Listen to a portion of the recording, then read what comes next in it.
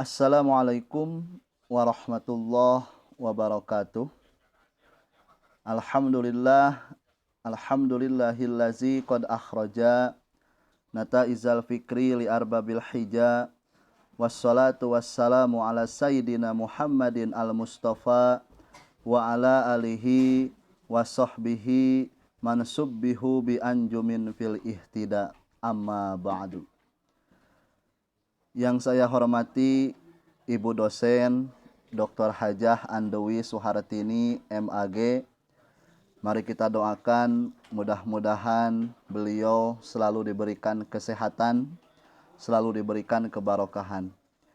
Dan yang saya hormati rekan-rekan seperjuangan mahasiswa pasca sarjana PAI kelas non-reguler A.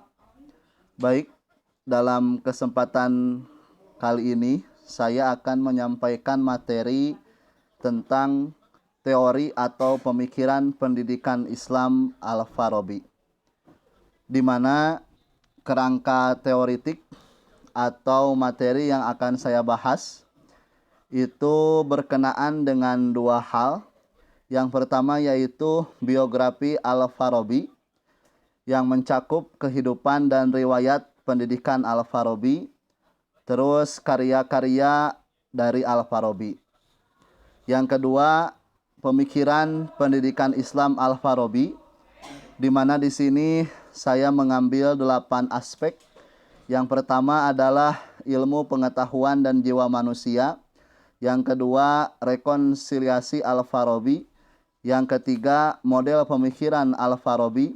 Yang keempat, kurikulum pendidikan Islam Al-Farabi. Yang kelima, metode pendidikan Al-Farabi. Yang keenam, filsafat ketuhanan. Yang ketujuh, filsafat kenabian. Dan yang kedelapan, as-siyasah atau politik, dalam hal ini Al-Madinatul Fadilah. Baik, yang pertama adalah biografi Al-Farabi, kehidupan dan riwayat pendidikan Al-Farabi. Al-Farabi memiliki nama asli yaitu Abu Nasr Muhammad bin Tarhan bin Ujalah Al-Farabi. Beliau dikenal di dunia barat sebagai Al-Farabius atau Al-Farabi atau Farabi atau Abu Nasir. Beliau lahir di Otrat atau disebut dengan Farab, negara Kazakhstan, pada 10 Januari 878 Masehi dan meninggal di Damaskus, Syria pada tanggal 17 Januari 951 Masehi. Ayahnya dari Iran menikah dengan wanita Turki, kemudian ayahnya menjadi perwira tentara Turki. Sehingga dalam beberapa penelitian Al-Farabi dinisbatkan sebagai orang Turki, padahal beliau merupakan orang Kazakhstan. Al-Farabi diberi gelar sebagai guru kedua atau mu'alimus sani. Gelar guru kedua atau mu'alimus sani ini maksudnya adalah guru kedua setelah Aristoteles. Al-Farabi dikenal dengan sebutan guru kedua setelah Aristoteles karena kemampuannya dalam memahami pemikiran Aristoteles yang dikenal sebagai guru pertama dalam ilmu filsafat. Riwayat pendidikan Al-Farabi. Pada masa awal pendidikannya, Al-Farabi belajar Al-Quran, tata bahasa, kesusastraan, ilmu-ilmu agama, baik itu berupa ilmu fikih, tafsir, dan ilmu hadis, dan aritmatika dasar. Al-Farabi muda belajar ilmu-ilmu Islam dan musik di Bukhara, Uzbekistan. Kemudian tinggal di Kazakhstan sampai umur 50 tahun. Kemudian beliau pergi ke Baghdad untuk menuntut ilmu di sana selama 20 tahun.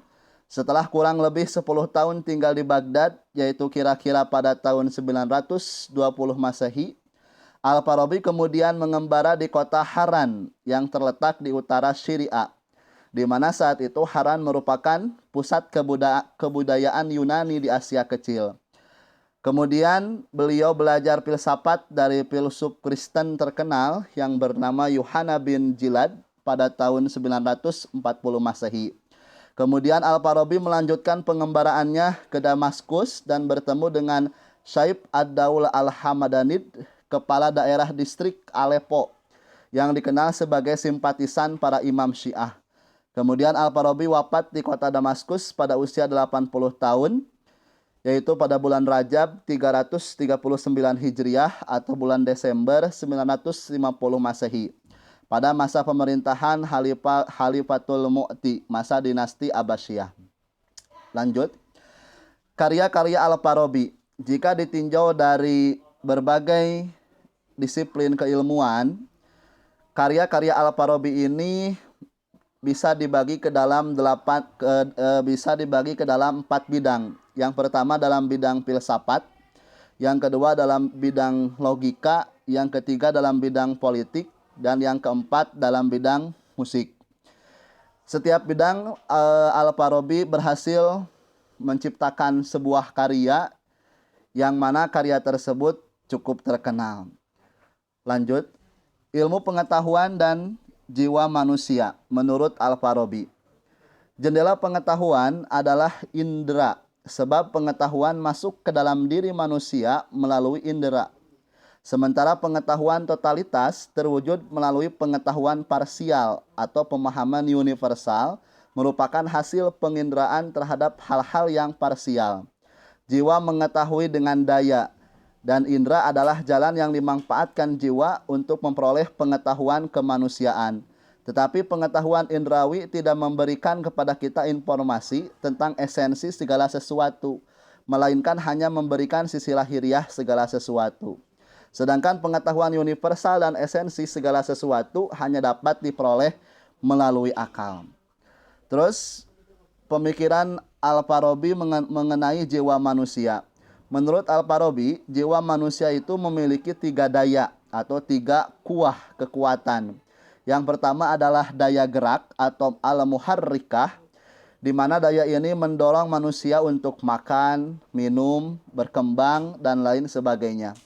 Yang kedua, daya mengetahui atau al-mudrikah, di mana daya ini mendorong manusia untuk merasa dan menghayal. Yang ketiga adalah daya berpikir atau an-natikoh, berpikir secara praktis, dan selanjutnya untuk daya berpikir secara teoritis. Untuk daya berpikir atau an-natikoh ini terbagi ke dalam 3 bagian. Yang pertama adalah akal potensial, yaitu daya tangkap melalui panca indera dalam arti dapat menangkap bentuk-bentuk materi. Yang kedua adalah akal aktuil, yaitu daya tangkap lebih tinggi lagi, yaitu menangkap arti dan konsep sesuatu telah berwujud dalam akal dan terlepas dari materinya. Yang ketiga adalah akal intelek atau akal mustafad, yaitu dapat menangkap bentuk yang tidak dikaitkan dengan materi atau mempunyai kesanggupan berhubungan atau menangkap inspirasi dari akal ke-10 yang berada di luar diri manusia. Lanjut, yang kedua adalah rekonsiliasi Al-Farabi. Al-Farabi berhasil merekonsiliasi antara filsafat Aristoteles dan filsafat yang lainnya. Al-Farabi berkeyakinan bahwa aliran filsafat yang bermacam-macam itu pada hakikatnya hanya satu, yaitu sama-sama mencari kebenaran yang satu. Karena tujuan filsafat adalah memikirkan kebenaran, sedangkan kebenaran itu hanya satu macam dan serupa pada hakikatnya. Terus Al-Farabi juga berhasil merekonsiliasi antara filsafat dan agama. Al-Farabi meyakini bahwa Al-Quran dan hadis adalah hak dan benar, dan filsafat juga adalah benar. Kebenaran itu tidak boleh lebih dari satu. Justru ia tegaskan bahwa antara keduanya tidaklah bertentangan, yaitu antara agama dan filsafat. Bahkan mesti cocok dan serasi, karena sumber keduanya sama-sama dari akal aktif. Hanya yang berbeda cara memperolehnya. Bagi filosof, perantaranya akal mustafad, sedangkan dalam agama, perantaraan wahyu yang disampaikan kepada nabi-nabi. Kalau ada perlawanan, itu hanya dari segi lahirnya dan tidak sampai menebus batinnya. Yang selanjutnya adalah model pemikiran dan kurikulum pendidikan Al-Farabi. Model pemikiran pendidikan Al-Farabi bercorak religius rasional. Pada aliran pendidikan religius rasional atau adinil akli, ilmu tidak saja sebagai pengetahuan, namun juga sebagai terapan. Jika ilmu sebagai pengetahuan, maka disebut dengan ta'alum atau pembelajaran. Jadi singkatnya, jika ilmu tidak diamalkan, maka ilmu tersebut belum disebut dengan ilmu. Karena hadis juga mengatakan, bukan hadis, keterangan juga mengatakan inamal ilmu bil amal. Ilmu itu harus diamalkan. Jadi ilmu menunjukkan adanya daya atau kuah. Daya atau kuah tersebut butuh pada media yakni tempat. Tempatnya ada pada akal dan jiwa. Terus yang selanjutnya adalah kurikulum pendidikan Al-Farabi. Jika ditinjau lebih jauh, dapat terlihat bahwa ada kesamaan pandangan antara Al-Farabi, Ibnu Sina, dan Ibnu Miskaweh tentang aliran filsafat pendidikan. Bagi mereka, dalam pendidikan, kemampuan psikomotorik lebih diutamakan. Jika ditinjau corak khusus kurikulum pendidikan Islam, tempat dari aliran religius tradisional, model pemikiran Al-Farabi adalah pada pendidikan tinggi. Pemikiran pendidikan Islam Al-Farabi terletak pada adanya niat baik yang akan membawa kepada akhlak yang baik. Dari niat baik itu memunculkan teori kebahagiaan. Kebahagiaan yang dimaksud adalah ilmu. Ini sesuai dengan hadis Nabi, inamal a'malu bin niat. Yang selanjutnya adalah metode pendidikan Al-Farabi. Dalam hal metode mengajar, Al-Farabi berpendapat guru harus menimbulkan rasa kesolehan dan mengamalkan ilmu, seperti metode meyakinkan sesuatu, yaitu bahwa murid harus mengakuinya ilmu itu sebagai miliknya dan mengamalkannya secara spontan. Yang kedua, seorang guru harus menggunakan metode pemaksaan yang ditujukan untuk mereka yang tidak merasa memiliki perasaan sebagai pendidik dan mereka tidak memiliki kesadaran terhadap keberadaan dirinya. Dengan demikian, dalam kaitannya dengan metode pengajaran tersebut, guru dapat dibagi ke dalam dua kelompok, yaitu guru yang mengajar dan melatih mereka yang patut. Kedua, guru yang mengajar orang-orang yang membangkang. Menurut Al-Farabi, tingkah laku yang baik hanya terwujud dengan pengawasan diri, terus-menerus sampai kekuatan jiwa bahimiyah atau hewaniyah ditaklukkan oleh kekuatan jiwa natikah atau insaniyah. Jadi hal ini berkaitan dengan konsep pendidikan reward and punishment. Jadi terpaksa untuk terbiasa. Karena pada dasarnya Rasulullah SAW juga mengajarkan pendidikan reward and punishment. Yaitu salah satunya dengan kita ketika mempunyai anak umur 7 tahun itu harus diperintah sholat. Dan ketika anak tersebut berumur 10 tahun, sedangkan anak tersebut tidak mau sholat, maka boleh dicepret atau disingsieunan, ditakut-takuti. Dalam hal agama juga terdapat beberapa kitab yang menjelaskan tentang reward and punishment. Contohnya seperti kitab Tanqihul Qaul. Kitab Tanqihul Qaul itu lebih menjelaskan tentang pahala-pahala. Supaya apa? Supaya manusia, supaya orang-orang umat Islam lebih giat dalam melaksanakan ibadah. Terus dalam hal punishment atau dalam hal hukuman atau hal-hal yang menakuti, itu ada kitab lain yang disebut dengan kitab Sulamun Taufik, di mana dalam hal tersebut diterangkan materi-materi yang menyebutkan bila mana melakukan ini maka gini, bila mana melakukan maksiat ini maka gini.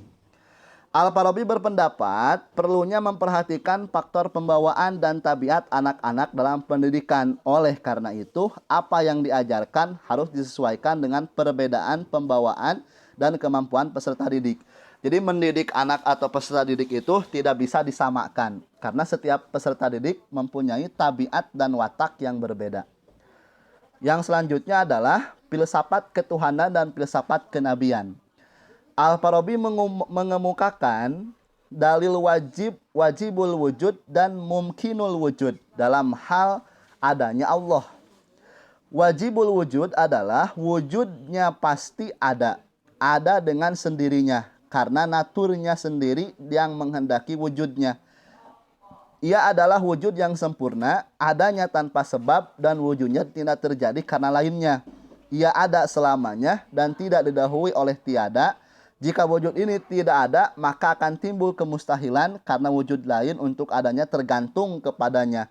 Wajibul wujud inilah yang dinamakan dengan Allah Subhanahu wa taala. Jadi adanya Allah itu tidak memiliki awal dan adanya Allah itu bukan diadakan. Terus adanya Allah itu menjadikan segala sesuatu ada. Segala sesuatu tidak mungkin ada kalau tidak ada Allah. Jadi Allah lah yang menciptakan segala sesuatu. Terus yang kedua adalah mumkinul wujud. Ialah sesuatu yang sama antara berwujud dan tidaknya. Mumkinul wujud tidak akan berubah menjadi wujud aktual seperti halnya Allah. Tanpa adanya wujud yang menguatkan, dan yang menguatkannya adanya itu bukan dirinya, tetapi adalah wajibul wujud, yaitu Allah Subhanahu wa taala. Jadi mumkinul wujud itu bisa disingkat dengan makhluk. Tidak akan ada makhluk kalau tidak ada kholik. Sedangkan kholik itu tidak ada yang menciptakan atau adanya dengan sendirinya, atau adanya tidak ada awalnya. Terus mengenai filsafat kenabian, Al-Farabi berpendapat manusia dapat berhubungan dengan akal fa'al atau akal ke-10 atau disebut dengan malaikat Jibril. Jadi menurut Al-Farabi, malaikat Jibril itu merupakan akal ke-10 melalui dua cara, yaitu penalaran atau renungan pemikiran dan imajinasi atau inspirasi atau ilham. Cara pertama hanya dapat dilakukan oleh filosof yang dapat menembus alam materi dan dapat mencapai cahaya ketuhanan. Sedangkan cara kedua hanya dapat dilakukan oleh Nabi. Nabi merupakan pilihan Allah dan komunikasinya dengan Allah bukan melalui akal mustafad, tapi melalui akal dalam derajat material. Seorang Nabi diberi akal yang mempunyai daya tangkap yang luar biasa sehingga tanpa latihan dapat mengadakan komunikasi langsung dengan Allah dengan akal ke-10 yaitu malaikat Jibril. Seorang filosof hanya mempunyai akal mustafad lebih rendah daripada Nabi yang mempunyai akal materi. Oleh karena itu dapat disimpulkan setiap Nabi adalah filosof dan setiap filosof itu tidak berarti Nabi. Yang selanjutnya adalah as-siyasah atau al-madinatul fadilah. Manusia menurut Al-Farabi bersifat sosial yang tidak mungkin hidup sendiri-sendiri. Manusia hidup bermasyarakat dan membantu untuk kepentingan bersama dalam mencapai tujuan hidup, yaitu kebahagiaan. Sifat dasar inilah yang mendorong manusia hidup bermasyarakat dan bernegara. Dalam bukunya yang fundamental yaitu Ar-Ra'yu Ahlul Madinatil Fadilah, Al-Farabi membagi negara atau pemerintahan menjadi beberapa bagian. Yang pertama adalah negara kota. Yang kedua adalah negara utama atau Madinatul Fadilah. Yang ketiga negara bodoh atau Madinatul Jahiliyah.